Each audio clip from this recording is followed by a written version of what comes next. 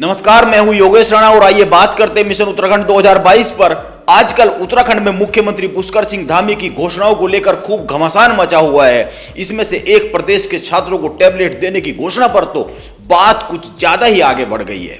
इसीलिए मुख्यमंत्री पुष्कर सिंह धामी की घोषणाओं पर यहीं से बात शुरू करते हैं। पुष्कर सिंह धामी ने मुख्यमंत्री की कुर्सी संभालने के बाद 15 अगस्त को एक घोषणा की। उन्होंने 75वें स्वतंत्रता दिवस के मौके पर कहा कि प्रदेश के 10वीं और 12वीं की कक्षा के छात्रों को फ्री में टैबलेट दिया जाएगा। करीब 2,59,000 छात्र छात्राओं को टैबलेट दिया जाना है। इसमें करीब 300 करोड़ रुपए खर्च होने हैं।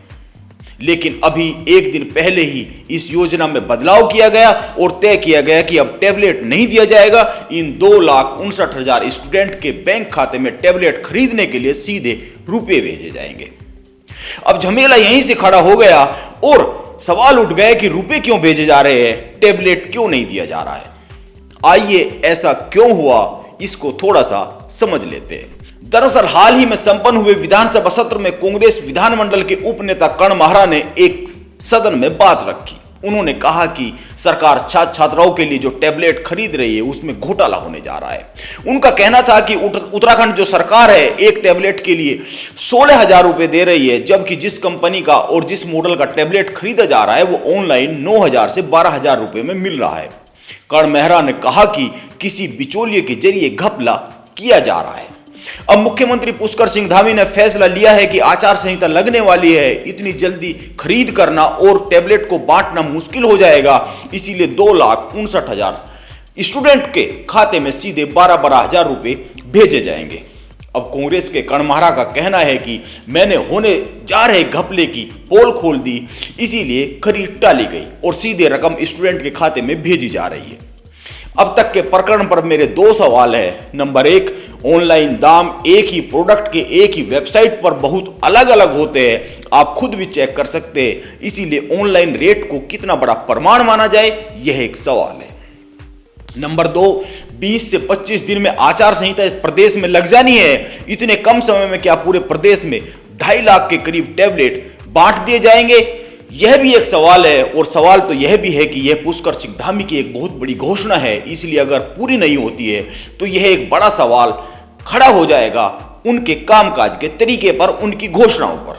इसीलिए पुष्कर सिंह धामी इसको लेकर गंभीर है और वो इसको समय पे पूरा करना चाहते हैं। वैसे भी आजकल प्रदेश में धामी की घोषणाओं को लेकर खूब घमासान मचा हुआ है। कई जगह खबर चल रही है कि धामी ने 4 जुलाई से लेकर 3 दिसंबर तक 1090 घोषणाएं की और इनमें से केवल 163 के शासनादेश जारी हुए हैं।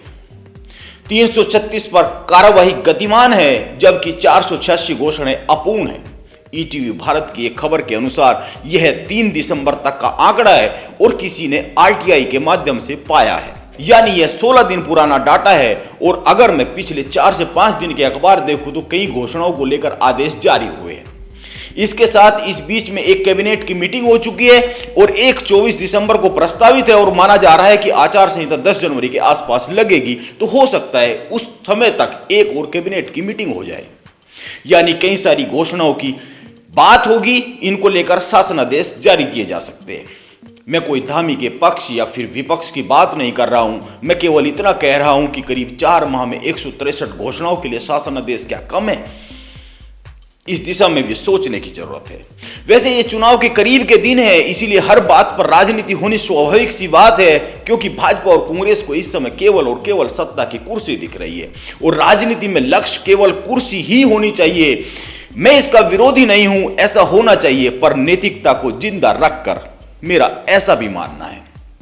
नमस्कार, आप बने रहे मेरे साथ।